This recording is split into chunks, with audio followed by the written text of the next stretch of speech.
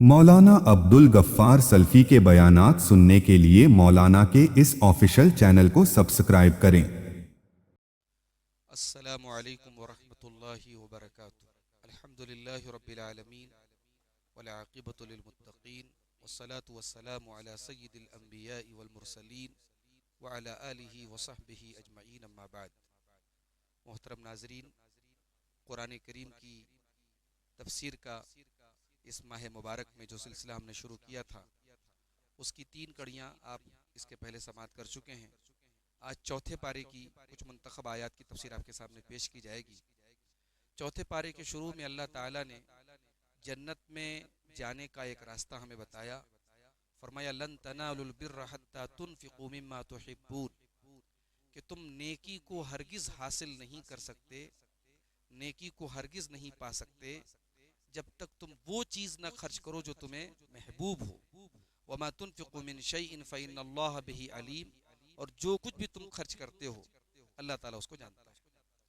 हज़रत अबू तलहा रज़ी अल्लाह ताला अन्हु मदीना के मालदार तरीन लोगों में से थे, और उनका एक बाग था जिसका नाम बीरोहा था, और वो बाग बड़ा कीमती बाग था। उसमें खजूरों के लाइन से दरख्त थे और बेहतरीन उसमें नहर जारी थी, और प्यारे नबी सल्लल्लाहु अलैहि वसल्लम उसमें अक्सर जाते थे। तो जब ये आयत करीमा नाजिल हुई तो हज़रत अबू तलहा अल्लाह के रसूल के पास आए और कहा कि अल्लाह के रसूल, अल्लाह ताला कहता है लन तनालुल बिर्र हत्ता तुनफिकू मिम्मा तुहिब्बून, कि तुम नेकी को नहीं पा सकते जब तक अपना महबूब माल अल्लाह की राह में खर्च न कर दो। व इन्ना अहब्बा अमवाली इलैया बीरोहा, और मेरा सबसे महबूब माल ये बीरोहा बाग है। तो व इन्नहा सदक़तुन लिल्लाह, और आज से मैं इस बाग को सदका करता हूँ अल्लाह की राह में। अर्जू बिर्रहा व ज़ुख़रहा, और मैं उम्मीद करता हूँ कि ये नेकी में शुमार होगा और अल्लाह ताला के यहाँ ज़ख़ीरा होगा। फ़ज़अहा या रसूल अल्लाह हैसु अराक, तो अल्लाह के नबी आप जहाँ मुनासिब समझे इस बाग को खर्च करें। तो अल्लाह के नबी सल्लल्लाहु अलैहि वसल्लम फरमाया कि बख ज़ा कमालुन राबिह, ज़ा कमालुन राबिह, आपने कहा ये तो बहुत कीमती माल है, बहुत कीमती माल है। वक़द समिअतु, मैंने तुम्हारी बात सुन ली। व अना अरा अन तजअलहा फिल अक़रबीन, लेकिन मेरी राय ये है कि तुम अपना ये बाग अपने रिश्तेदारों को बांट दो। फ़क़ाल अबू तलहा अफ़अलु या रसूल अल्लाह, तो हज़रत अबू तलहा ने कहा कि अल्लाह के रसूल मैं ऐसा ही करूँगा। तो उन्होंने अपने रिश्तेदारों में जो ज़रूरतमंद थे वो बाग बांट दिया। तो इससे ये मालूम हुआ इस आयत करीमा से कि अपना महबूब माल जब इंसान अल्लाह की राह में खर्च करेगा तब वो हकीकत में जन्नत का हकदार होगा और नेकी के दर्जे को तब पहुँचेगा। उसके बाद अल्लाह ताला ने खाने काबा की फजीलत बयान की। फरमाया इन्ना अव्वल बैतिन वुदिअ लिन्नासि लल्लज़ी बिबक्कत मुबारकन व हुदल लिल आलमीन, कि बेशक पहला घर जो लोगों के लिए बनाया गया अल्लाह की इबादत का, ये वो घर है जो बक्का यानी मक्का में है। मुबारका, ये बहुत ही बरकत वाला घर है। व हुदल लिल आलमीन, और सारे जहानों के लिए ये हिदायत का मरकज़ है। फ़ीही आयातुम बय्यिनात, इस घर में अल्लाह की खुली हुई निशानियाँ हैं। मकाम इब्राहीम, इसमें मकाम इब्राहीम है। वमन मन मन दखलहू वमन दखलहू काना आमीन, और जो इसमें दाखिल होगा वो अमन और चैन हासिल कर लेता है। वलिल्लाहि अलन्नासि हिज्जुल बैति मन इस्तताअ इलैहि सबीला, और अल्लाह के लिए लोगों के ऊपर हज फर्ज है बैतुल्लाह का, जो वहाँ जाने की ताकत रखे। वमन कफर फ़इन्नल्लाह गनियुन अनिल आलमीन, और जो इनकार करेगा तो अल्लाह ताला सारे जहानों से बेनियाज है। यहाँ अल्लाह ताला ने खाने काबा को मुबारक कहा है, यानी बहुत ही खैर व बरकत वाला है। और उसकी वजह यह है कि इस घर में आने के बाद, इस घर का तवाफ़ करने के बाद इंसानों के गुनाह माफ़ होते हैं, और इसी तरीके से यहाँ नमाज का सवाब 1 लाख नमाज के बराबर है। और फिर दुनियावी एतबार से भी फलों वगैरह कोई कमी वहाँ नहीं है, तो ये घर जो है बरकत वाला है। और अल्लाह ताला ने ये कहा कि इस घर में वाज़े निशानियाँ हैं, उसमें से एक हजर अस्वद है, और इसी तरीके से मकाम इब्राहीम है। और उसके अलावा वहाँ उस घर की हिफाजत अल्लाह ताला ने की। और जब हाथियों का लश्कर लेकर के अबरहा आया तो अबाबील के ज़रिए अल्लाह ताला ने जो है उस लश्कर को तबाह कर दिया। और फिर वहीं से जमजम के चश्मे का फूटना वगैरह, ये तमाम अल्लाह ताला की निशानियाँ हैं। और यहाँ अल्लाह ताला ने हज का जिक्र करने के बाद जो ये फरमाया कि वमन कफरा, कि जो कुफ्र करेगा, तो इससे मालूम हुआ कि अगर हज का कोई استطاعت کے باوجود اگر حج نہیں کرتا ہے تو وہ کفران نعمت کرتا ہے، اور اگر کوئی حج کا انکار کرتا ہے تو پھر وہ کافر ہو جاتا ہے۔ اس کے بعد اللہ تعالیٰ نے اپنے ڈر کا ہمیں حکم دیا، اپنے تقوی کا، ایسا تقوی جس کا حق، یعنی تقوی کا جو حق ہے اس کے مطابق ہم اللہ سے ڈریں۔ فرمایا یا ایھا الذین آمنوا اتقوا اللہ حق تقاتہ ولا تموتن الا وانتم مسلمون، کہ اے ایمان والو اللہ سے ڈرو جیسا ڈرنے کا حق ہے، اور تمہیں موت نہ آئے مگر اسلام کی حالت میں۔ یہاں جو اللہ تعالیٰ نے کہا کہ ویسا ڈرو جیسا ڈرنے کا حق ہے، اس کی تفسیر میں حضرت قتادہ، حضرت حسن بصری وغیرہ نے یہ بیان کیا ہے کہ اس کا مطلب یہ ان یطاع فلا یعصى، کہ اللہ کی اطاعت کی جائے، اللہ کی نافرمانی نہ کی جائے، وان یشکر فلا یکفر، اللہ کا شکر ادا کیا جائے، ناشکری نہ کی جائے، وان یذکر فلا ینسى، اور اللہ کا ذکر کیا جائے، اللہ کو بھلایا نہ جائے۔ اور ولا تموتن الا وانتم مسلمون سے معلوم ہوا کہ ایمان کی حفاظت مرتے دم تک کی جائے تاکہ خاتمہ ایمان پر ہو۔ اس کے بعد اللہ تعالیٰ نے قیامت کے دن کا ذکر کرتے ہوئے فرمایا یوم تبیض وجوہ وتسود وجوہ، قیامت کے دن کچھ چہرے سفید ہوں گے اور کچھ چہرے کالے ہوں گے۔ فاما الذین اسودت وجوہہم، تو جن کے چہرے کالے ہوں گے ان سے کہا جائے گا اکفرتم بعد ایمانکم، کہ تم اپنے ایمان لانے کے بعد کافر ہو گئے، فذوقوا العذاب بما کنتم تکفرون، تو اپنے کفر کی وجہ سے تم اللہ کے عذاب کو چکھو۔ وَأَمَّا الَّذِينَ ابْيَضَّتْ وُجُوهُهُمْ، اور جن کے چہرے سفید ہوں گے، فَفِي رَحْمَةِ اللَّهِ هُمْ فِيهَا خَالِدُونَ، وہ اللہ کی رحمت میں ہمیشہ رہیں گے۔ اس آیت کی تفسیر میں حضرت عبداللہ ابن عباس کہتے ہیں کہ جن کے چہرے سفید ہوں گے اس سے مراد اہل السنہ والجماعہ ہیں، اور جن کے چہرے کالے ہوں گے اس سے مراد اہل البدع والفرقہ ہے، یعنی اہل السنہ وہ ہے جن کے اندر اجتماعیت ہے، اور اہل بدعت کے اندر اختلاف اور افتراق ہے۔ اور یہاں اللہ تعالیٰ نے جن کے چہرے سفید ہوں گے ان کے بارے میں فرمایا کہ وہ اللہ کی رحمت میں ہوں گے۔ رحمت سے مراد رحمت کے محل، رحمت کی جگہ یعنی جنت میں ہوں گے۔ اس کے بعد اللہ تعالیٰ نے اس امت کی فضیلت بیان کرتے ہوئے فرمایا کنتم خیر امت اخرجت للناس تأمرون بالمعروف وتنہون عن المنکر وتؤمنون باللہ، کہ تم سب سے بہترین امت ہو جو لوگوں کے لیے نکالی گئی ہے، تم نیکی کا حکم دیتے ہو، برائی سے روکتے ہو، اور اللہ تعالیٰ کے اوپر ایمان رکھتے ہو۔ یہاں اللہ تعالیٰ نے اس امت کی خیریت، اس امت کا بہترین امت ہونا، اس کو مشروط کر دیا تین شرائط کے ساتھ کہ جب تک امت یہ تین کام کرتی رہے گی، امر بالمعروف، بھلائی کا حکم دینا، اور بھلائی کو معروف کیوں کہا اللہ تعالیٰ نے؟ کیونکہ بھلائی وہی چیز ہوتی ہے جس کو اللہ تبارک و تعالیٰ نے بھلائی قرار دیا ہو اور جس کو اہل ایمان بھلائی کے طور پہ جانتے ہو، اور برائی وہ ہے جس کو اہل ایمان جو ہے برا سمجھتے ہیں اور اللہ تعالیٰ نے اس کو برا قرار دیا۔ اس لیے برائی کو شریعت میں منکر کہا گیا، اور بھلائی کو معروف مطلب جانی گئی چیز، اور منکر مطلب جس کو نہ جانا گیا ہو۔ تو بھلائی کا حکم دینا، برائی سے روکنا، اور اللہ پر ایمان رکھنا، یہ اس امت کی تین خصوصیات ہیں۔ اس کے بعد اللہ تعالیٰ نے دشمن کی چال سے بچنے کے دو نسخے ہمیں بتائے۔ فرمایا کہ وَإِن تَصْبِرُوا وَتَتَّقُوا لَا يَضُرُّكُمْ كَيْدُهُمْ شَيْئًا، اگر تم صبر سے کام لو اور اللہ سے ڈرو تو دشمن کی چالیں تمہیں کچھ بھی نقصان نہیں پہنچا سکتی۔ ان اللہ بما یعملون محیط، اللہ تعالیٰ ان کے اعمال کو کا احاطہ کیے ہوئے گھیرے ہوئے ہے۔ تو صبر کے اندر اللہ تعالیٰ کی تقدیر پر بھی صبر آ گیا، اللہ تعالیٰ کے اوامر پر جمے رہنا بھی آ گیا، اور اللہ تعالیٰ کی منع کی ہوئی چیزوں سے بچنا بھی آ گیا۔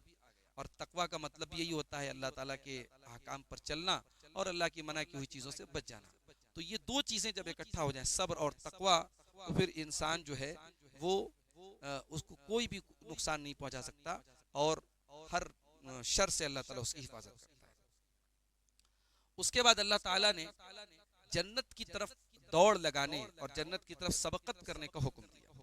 فرمایا کہ وَسَارِعُوا إِلَى مَغْفِرَةٍ مِّن رَبِّكُمْ وَجَنَّةٍ عَرْضُهَا السَّمَاوَاتُ وَالْأَرْضُ أُعِدَّتْ لِلْمُتَّقِينَ، کہ میرے بندو اپنے رب کی مغفرت کو پانے کے لیے جلدی کرو، اور اس جنت کے لیے جلدی کرو جس کی چوڑائی آسمانوں اور زمین کے برابر ہے، اور جو تیار کی گئی ہے متقیوں کے لیے۔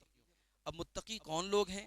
فرمایا الذین ينفقون فی السراء والضراء، کہ متقی وہ لوگ ہیں جو خرچ کرتے ہیں خوشحالی میں بھی اور پریشانی میں بھی، والکاظمین الغیظ، اور غصے کو پی جاتے ہیں، والعافین عن الناس، اور لوگوں کو معاف کر دیتے ہیں، واللہ یحب المحسنین، اور اللہ ایسے احسان کرنے والوں کو پسند کرتا ہے۔ یہاں اللہ تعالیٰ نے متقیوں کی ایک صفت یہ بیان کی کہ وہ اللہ کی راہ میں خرچ کرتے ہیں، اور ہر حال میں پریشانی میں بھی خرچ کرتے ہیں، آسانی میں بھی خرچ کرتے ہیں۔ تو ایک چیز وہ خرچ کرتے ہیں اور ایک چیز کو روک لیتے ہیں۔ کس چیز کو روک لیتے ہیں؟ اپنے غصے کو کنٹرول کرتے ہیں، اپنے غصے کو قابو کرتے ہیں۔ والکاظمین الغیظ، غصے کو پی جاتے ہیں۔ اس کے بعد وہ آیت آتی ہے جو اللہ کے رسول کی وفات کے بعد حضرت ابوبکر صدیق نے صحابہ کے سامنے پڑھی تھی، اور جس کو سننے کے بعد صحابہ کرام کو یقین ہو گیا تھا کہ پیارے رسول صلی اللہ علیہ وسلم کی وفات ہو چکی ہے۔ وہ سورہ آل عمران کی آیت نمبر 144 ہے، وما محمد الا رسول قد خلت من قبلہ الرسل، کہ محمد صلی اللہ علیہ وسلم تو اللہ کے رسول ہیں، آپ سے پہلے بھی رسول گزرے ہیں۔ اف اماتا، اگر آپ کو موت آ جائے، او قتل، یا آپ قتل کر دیے جائیں، انقلبتم علی اعقابکم، تو کیا تم اپنی ایڑیوں کے بل پلٹ جاؤ گے؟ ومن ينقلب علی عقبیہ، اور جو اپنی ایڑیوں کے بل پلٹ جائے، فلن یضر اللہ شیئا، تو وہ اللہ کا کچھ بھی بگاڑ نہیں سکتا۔ وسیجزی اللہ الشاکرین، اور ان قریب اللہ تعالیٰ شکر کرنے والوں کو بہترین بدلہ دے گا۔ اس آیت میں حضرت ابوبکر صدیق اور آپ کے ساتھ جن صحابہ کرام نے مرتدین سے جنگ کی تھی، نبی اکرم کی وفات کے بعد جو لوگ مرتد ہو گئے تھے، ان سے جن لوگوں نے جنگ کی تھی، ان کی فضیلت پر یہ آیت دلالت کرتی ہے کہ انہوں نے نبی کے مشن کو برقرار رکھا، کہ نبی کی وفات کے بعد جو لوگ مرتد ہو گئے ان سے انہوں نے جہاد کیا۔ اس کے بعد اللہ تعالیٰ نے غزوہ احد کا نقشہ کھینچا ہے، فرمایا کہ وَلَقَدْ صَدَقَكُمُ اللَّهُ وَعْدَهُ إِذْ تَحُسُّونَهُم بِإِذْنِهِ، اللہ نے تم سے اپنا وعدہ پورا کیا، تم دشمن کو اللہ کے حکم سے قتل کر رہے تھے، حَتَّى إِذَا فَشِلْتُمْ، یہاں تک کہ جب تم کمزور پڑ گئے، وَتَنَازَعْتُمْ فِي الْأَمْرِ، اور تم آپس میں اختلاف کرنے لگے، وَعَصَيْتُمْ، اور تم نے نافرمانی کی، مِن بَعْدِ مَا أَرَاكُمْ، اس کے بعد کہ اللہ تعالیٰ نے تم کو دکھایا، ما تحبون، وہ چیز جو تم پسند کر رہے تھے، یعنی مال غنیمت، منکم من یرید الدنیا، تم میں سے کچھ ایسے تھے جو دنیا چاہتے تھے، ومنکم من یرید الآخرہ، اور تم میں سے کچھ ایسے تھے جو آخرت چاہتے تھے، ثم صرفکم عنہم لیبتلیکم، پھر اللہ تعالیٰ نے تم کو دشمن سے پھیر دیا تاکہ تم کو آزمائے، وَلَقَدْ عَفَا عَنْكُمْ، اور اللہ تعالیٰ نے تمہاری اس غلطی کو معاف کر دیا، وَاللَّهُ ذُو فَضْلٍ عَلَى الْمُؤْمِنِينَ، اللہ مومنوں پر فضل کرنے والا۔ اس آیت میں اشارہ ہے ان تیر اندازوں کی طرف جو پیارے نبی کی وصیت کے باوجود اس جگہ کو چھوڑ کر کے میدان جنگ کی طرف چلے گئے مال غنیمت کو حاصل کرنے کے لیے، جو ایک ٹرننگ پوائنٹ تھا، اور وہاں سے دشمنوں نے پیچھے سے حملہ کر کے جیتی جنگ کو، مسلمانوں کی جیتی جنگ کو ان کی ہار میں تبدیل کر دیا اور جنگ کا پورا پانسا پلٹ دیا۔ تو اس میں تین چیزوں کی طرف اللہ تعالیٰ نے اشارہ کیا کہ جب تم کمزور پڑ گئے، آپس میں اختلاف کیا اور رسول کی نافرمانی کی، اور آخر میں اللہ نے یہ بھی کہہ دیا کہ اللہ نے تمہاری اس غلطی کو معاف کر دیا۔ اس میں ان منافقین کا رد ہے جو آج بھی اللہ کے نبی کے صحابہ کو لعن طعن کرتے ہیں۔ نبی کے صحابہ معصوم نہیں تھے، ان سے غلطیاں بھی ہوئی ہیں، مگر جہاں ان سے خطائیں ہوئی ہیں اللہ تعالیٰ نے ان کی معافی کا بھی اعلان کر دیا ہے۔ تو جب اللہ نے معاف کر دیا تو آج اگر کوئی انگلی اٹھاتا ہے تو وہ انسان اپنے ایمان کی خیر بنائے۔ اس کے بعد اللہ تعالیٰ نے اپنے نبی کے اخلاق کا ذکر کیا، فرمایا فَبِمَا رَحْمَةٍ مِّنَ اللَّهِ لِنْتَ لَهُمْ، اے نبی اللہ تعالیٰ کی رحمت سے آپ لوگوں کے لیے نرم ہیں، وَلَوْ كُنْتَ فَظًّا غَلِيظَ الْقَلْبِ لَانفَضُّوا مِنْ حَوْلِكَ، اگر آپ سخت زبان ہوتے اور سخت دل ہوتے تو یہ لوگ آپ کے پاس سے چھٹ جاتے، فَاعْفُ عَنْهُمْ، تو آپ لوگوں کو معاف کر دیں، وَاسْتَغْفِرْ لَهُمْ، اور لوگوں کو درگزر کر دیں، لوگوں کے لیے مغفرت طلب کریں، وَشَاوِرْهُمْ فِي الْأَمْرِ، اور لوگوں سے مشورہ کریں معاملات میں، یعنی وہ معاملات جن میں وحی کا دخل نہیں ہے، جو دنیاوی معاملات ہیں، یہ جنگ کے امور ہیں، تو ان میں آپ اپنے صحابہ سے مشورہ کیجیے۔ اس میں امت کو ایک تعلیم دی گئی کہ جب اللہ کے نبی اپنے صحابہ سے مشورہ کرتے ہیں تو پھر اور لوگوں کو تو بدرجہ اولا آپس میں کا جو کام ہے وہ آپس کے مشورے سے کرنا چاہیے۔ اس کے بعد فرمایا کہ فَإِذَا عَزَمْتَ فَتَوَكَّلْ عَلَى اللَّهِ، مشورہ کرنے کے بعد جب کسی چیز کا عزم کر لو تو پھر اللہ تعالیٰ کے اوپر بھروسہ کرو، ان اللہ یحب المتوکلین، بے شک اللہ تعالیٰ بھروسہ کرنے والوں کو پسند کرتا ہے۔ اس کے بعد اللہ تعالیٰ نے یہودیوں کی کچھ شرارتوں کا ذکر کیا۔ مثال کے طور پہ یہودی جو ہے اللہ تعالیٰ کا مذاق اڑاتے تھے اور کہتے تھے اللہ تعالیٰ تو غریب ہے، نعوذ باللہ، اللہ تعالیٰ فقیر ہے، اللہ ہم سے خرچ کرنے کو کہہ رہا ہے، زکوٰۃ دینے کو کہہ رہا ہے۔ اللہ تعالیٰ نے یہودیوں کی اس بدتمیزی اور گستاخی کو ذکر کرتے ہوئے فرمایا لَقَدْ سَمِعَ اللَّهُ قَوْلَ الَّذِينَ قَالُوا إِنَّ اللَّهَ فَقِيرٌ وَنَحْنُ أَغْنِيَاءُ، یقیناً اللہ تعالیٰ نے ان لوگوں کی بات کو سن لیا جو یہ کہتے ہیں کہ بے شک اللہ تعالیٰ فقیر ہے اور ہم غنی ہیں۔ سَنَكْتُبُ مَا قَالُوا، ہم ان کی باتوں کو لکھیں گے، وَقَتْلَهُمُ الْأَنْبِيَاءَ بِغَيْرِ حَقٍّ، اور انہوں نے جو نبیوں کو ناحق قتل کیا تھا اس کو بھی ہم لکھیں گے. وَنَقُولُ ذُوقُوا عَذَابَ الْحَرِيقِ، اور ہم کہیں گے چکھو جلنے کا عذاب. سوال یہ پیدا ہوتا ہے کہ نبیوں کو تو قتل پہلے کے یہودیوں نے کیا تھا، پیارے رسول صلی اللہ علیہ وسلم کے دور کے یہودیوں کو اللہ تعالیٰ نے کیوں کہا کہ انہوں نے قتل کیا ہے؟ تو چونکہ وہ اپنے باپ دادا کے اس عمل پر راضی تھے، اس عمل پر انہیں کوئی اعتراض نہیں تھا اور اس کو وہ صحیح سمجھتے تھے، اس لیے اللہ تعالیٰ نے اس جرم کا دوشی ان کو بھی قرار دیا. اس کے بعد سورہ آل عمران کی وہ آیتیں ہمارے سامنے آتی ہیں جن آیتوں کو پیارے نبی صلی اللہ علیہ وسلم نے فرمایا کہ جو ان کو پڑھے اور غور نہ کرے تو وہ برباد ہو جائے. کون سی آیتیں ہیں؟ سورہ آل عمران کی آیت نمبر 190 اور 191 وغیرہ کی آیتیں ہیں. ان فی خلق السماوات والارض واختلاف اللیل والنہار لآیات لأولی الالباب، بے شک آسمانوں اور زمین کی پیدائش میں اور رات اور دن کی گردش میں نشانیاں ہیں عقل مندوں کے لیے. عقل مند کون لوگ ہیں؟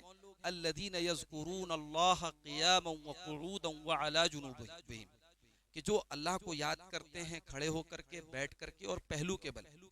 وَيَتَفَكَّرُونَ فِي خَلْقِ السَّمَاوَاتِ وَالْأَرْضِ، اور وہ غور کرتے ہیں آسمانوں اور زمین کی تخلیق میں، اور پھر یہ کہتے ہیں ربنا ما خلقت ھذا باطلا، کہ اے ہمارے رب تو نے ان کو بیکار نہیں بنایا ہے، سبحانک تو پاک ہے، فقنا عذاب النار تو ہم کو جہنم کے عذاب سے بچا لے. یہاں ایک بات یہ معلوم ہوئی کہ غور بعد میں کرتے پہلے اللہ کا ذکر کرتے ہیں. اس میں نقطہ یہ ہے کہ جب تک انسانی عقل اللہ تعالیٰ کی نازل کردہ ہدایت سے میچ نہ کرے تب تک وہ عقل کسی کام کی نہیں. جب انسانی عقل کو شریعت کا نور ملے تب وہ عقل جو ہے وہ صحیح فیصلے تک پہنچتی ہے. اس کے بعد سورہ نساء شروع ہوتی ہے. سورہ نساء کے شروع میں اللہ تعالیٰ نے فرمایا وَاتَّقُوا اللَّهَ الَّذِي تَسَاءَلُونَ بِهِ وَالْأَرْحَامَ، اللہ سے ڈرو اس اللہ کے نام پر تم ایک دوسرے سے سوال کرتے ہو اور رشتوں کو توڑنے سے ڈرو. یہاں اللہ تعالیٰ نے خاص طور سے رشتوں کو توڑنے سے بچنے کا حکم دیا. اس سے رشتوں کی اہمیت معلوم ہوتی ہے اور قطع رحمی رشتوں کو توڑنا کتنی خطرناک بات ہے یہ بھی معلوم ہوتا ہے. ان اللہ کان علیکم رقیبا، بے شک اللہ تعالیٰ تم پر نگراں ہے. اس کے بعد اللہ تعالیٰ نے ایمان والوں کو نکاح کی اجازت دیتے ہوئے فرمایا فَانْكِحُوا مَا طَابَ لَكُم مِّنَ النِّسَاءِ مَثْنَىٰ وَثُلَاثَ وَرُبَاعَ، کہ تم نکاح کرو ان عورتوں سے جو تمہارے لیے بہتر ہوں، 2 عورتوں سے یا 3 سے یا 4 سے. فَإِنْ خِفْتُمْ أَلَّا تَعْدِلُوا فَوَاحِدَةً أَوْ مَا مَلَكَتْ أَيْمَانُكُمْ، اگر تمہیں ڈر ہے کہ تم عدل نہیں کر سکو گے تو ایک بیوی سے نکاح کرو، یا تمہاری جو لونڈیاں ہیں تم ان سے اپنی ضرورت پوری کر سکتے ہو. یہاں اللہ تعالیٰ نے ایک بات کہی کہ جو عورتیں تمہیں اچھی لگے یا تمہارے حق میں بہتر ہوں، تو اب یہ بہتر کس اعتبار سے ہوں؟ یہ دین کے اعتبار سے جو بہتر ہوں ان کو ترجیح دینی چاہیے. اسی لیے اللہ کے نبی صلی اللہ علیہ وسلم فرماتے ہیں تنکح المرأة لأربع لمالها ولحسبها ولجمالها ولدینها، عورت کی شادی ہوتی ہے تو 4 چیزوں کی وجہ سے ہوتی ہے، مال، خوبصورتی، خاندان اور دین. فاظفر بذات الدین، آپ نے فرمایا کہ دیندار عورت کو ترجیح دو تو کامیاب ہو جاؤ گے. تربت یدا کا تربت یمینوں کا، تمہارا ہاتھ خاک آلود ہو جائے. یہ عربی کا ایک محاورہ تھا. تو اس سے معلوم یہ ہوا کہ نکاح میں انسان دینداری کو ترجیح دے. ویسے نکاح کے پہلے ایک مرتبہ مخطوبہ کو جس سے نکاح طے ہو رہا ہو اس کو دیکھنے کی بھی شریعت نے اجازت دی ہے. اس کے بعد اللہ تعالیٰ نے مال کی اہمیت کو بیان کرتے ہوئے فرمایا وَلَا تُؤْتُوا السُّفَهَاءَ أَمْوَالَكُمُ الَّتِي جَعَلَ اللَّهُ لَكُمْ قِيَامًا، کہ اپنا وہ مال جس مال کو اللہ تعالیٰ نے تمہاری زندگی گزارنے کا ذریعہ بنایا ہے اس مال کو بے وقوفوں کے حوالے مت کرو، یعنی نابالغ بچوں کے حوالے یا عورتوں کے حوالے جو عورتیں اس کو صحیح طریقے سے خرچ نہ کر پائیں، ایسے لوگوں کے حوالے مال مت کرو. اس سے معلوم ہوا کہ مال جو ہے یہ بڑی قیمتی چیز ہے اور مال کو برباد کرنا اسلام میں جائز نہیں ہے. اس لیے سلف کہتے تھے المال سلاح المؤمن، مال مومن کا ہتھیار ہے. وَلَأَنْ أَتْرُكَ مَالًا يُحَاسِبُنِيَ اللَّهُ تَعَالَى عَلَيْهِ خَيْرٌ مِنْ أَنْ أَحْتَاجَ إِلَى النَّاسِ. سلف کہتے تھے کہ میں مال چھوڑ کے جاؤں جس مال پر اللہ میرا حساب لے، اس سے بہتر ہے کہ میں بغیر مال کے رہوں اور لوگوں کا محتاج بنا رہوں. اور سلف یہ بھی کہتے تھے اتجروا واکتسبوا، تجارت کرو اور کماؤ. فَإِنَّكُمْ فِي زَمَانٍ إِذَا احْتَاجَ أَحَدُكُمْ كَانَ أَوَّلَ مَا يَأْكُلُ دِينَهُ. سلف کہتے تھے کہ تم ایسے دور میں زندگی گزار رہے ہو کہ اگر کوئی محتاج ہوگا تو سب سے پہلے اپنے دین کو بیچ کے کھا جائے گا، اس لیے تجارت کرو اور کمائی کرو. اس کے بعد اللہ تعالیٰ نے دور جاہلیت کی ایک رسم کو توڑا. دور جاہلیت کی رسم کیا تھی کہ مال کا وارث جو ہوتا تھا بڑا بیٹا ہوتا تھا. باقی سارے بھائیوں کو محروم کر دیا جاتا تھا، بہنوں کو محروم کر دیا جاتا تھا، باپ کی پراپرٹی سے بیٹیوں کو کوئی حصہ نہیں ملتا تھا۔ اللہ نے فرمایا للرجال نصیب مما ترک الوالدان والاقربون وللنساء نصیب مما ترک الوالدان والاقربون، کہ مردوں کو ان کے ماں باپ اور ان کے رشتہ داروں کے چھوڑے ہوئے ترکے میں سے حصہ ملے گا، اور عورتوں کو بھی ان کے ماں باپ اور ان کے رشتہ داروں کے چھوڑے ہوئے ترکے میں سے حصہ ملے گا۔ مما قل منہ او کثر نصیبا مفروضا، چاہے وہ حصہ کم ہو یا زیادہ ہو، جو حصہ مقرر ہے وہ ملے گا۔ اس کے بعد اللہ تعالیٰ نے وراثت کے احکام بیان کیے، اور وراثت کے احکام بیان کرنے کے بعد اللہ نے فرمایا تلک حدود اللہ، یہ اللہ تعالیٰ کی حدیں ہیں، اللہ تعالیٰ کا قانون ہے۔ ومن یطع اللہ ورسولہ یدخلہ جنات تجری من تحتها الانہار، جو اللہ کی اطاعت کرے گا، رسول کی اطاعت کرے گا، اللہ اسے جنت میں داخل کرے گا۔ اس سے معلوم یہ ہوا کہ وراثت کی تقسیم اللہ کی تقسیم ہے، اس میں منمانی کرنے کا کسی کو حق حاصل نہیں ہے۔ اس کے بعد اللہ تعالیٰ نے توبہ کا صحیح مفہوم بیان کیا کہ کس کی توبہ اللہ تعالیٰ قبول کرے گا اور کس کی توبہ اللہ تعالیٰ قبول نہیں کرے گا۔ فرمایا انما التوبۃ علی اللہ للذین یعملون السوء بجہالہ ثم یتوبون من قریب، کہ اللہ تعالیٰ ان لوگوں کی توبہ کو قبول کرتا ہے جو نادانی میں آ کر، جہالت میں آ کر کے، یعنی گناہ کے انجام سے وہ ناواقف ہوتے ہیں اور گناہ کر بیٹھتے ہیں، تو اور پھر وہ جلدی سے توبہ کر لیتے ہیں، ایسے لوگوں کی توبہ اللہ قبول کرتا ہے۔ فَأُولَٰئِکَ يَتُوبُ اللَّهُ عَلَيْهِمْ، ایسے لوگوں کی توبہ اللہ قبول کرتا ہے۔ وَكَانَ اللَّهُ عَلِيمًا حَكِيمًا، اللہ تعالیٰ علم والا، حکمت والا ہے۔ وَلَيْسَتِ التَّوْبَةُ لِلَّذِينَ يَعْمَلُونَ السَّيِّئَاتِ، اللہ ان لوگوں کی توبہ کو ہرگز قبول نہیں کرے گا جو گناہ پر گناہ کرتے رہتے ہیں۔ حَتَّى إِذَا حَضَرَ أَحَدَهُمُ الْمَوْتُ قَالَ إِنِّي تُبْتُ الْآنَ، یہاں تک کہ جب موت کا وقت آتا ہے تو وہ کہتا ہے کہ اب میں توبہ کر رہا ہوں۔ وَلَلَّذِينَ يَمُوتُونَ وَهُمْ كُفَّارٌ، اور اللہ تعالیٰ ان لوگوں کی توبہ کو بھی قبول نہیں کرے گا جو کفر کی حالت میں مر جائیں۔ أُولَٰئِكَ أَعْتَدْنَا لَهُمْ عَذَابًا أَلِيمًا، ایسے لوگوں کے لیے اللہ تعالیٰ نے دردناک عذاب تیار کر کے رکھا ہے۔ ناظرین، یہ چوتھے پارے کی چند آیات تھیں جن کی تفسیر آپ کے سامنے مختصر طور پر پیش کی گئی ہے۔ انشاءاللہ ہمارا یہ سلسلہ چلتا رہے گا، اور اگلے درس میں ہم 5ویں پارے کی منتخب آیات کی تفسیر آپ کے سامنے پیش کریں گے۔ اللہ تعالیٰ ان آیات کو ہمیں سمجھنے کی اور ان پر عمل کی توفیق عطا فرمائے۔ آمین وآخر دعوانا الحمدللہ رب العالمین۔ السلام علیکم ورحمۃ اللہ وبرکاتہ۔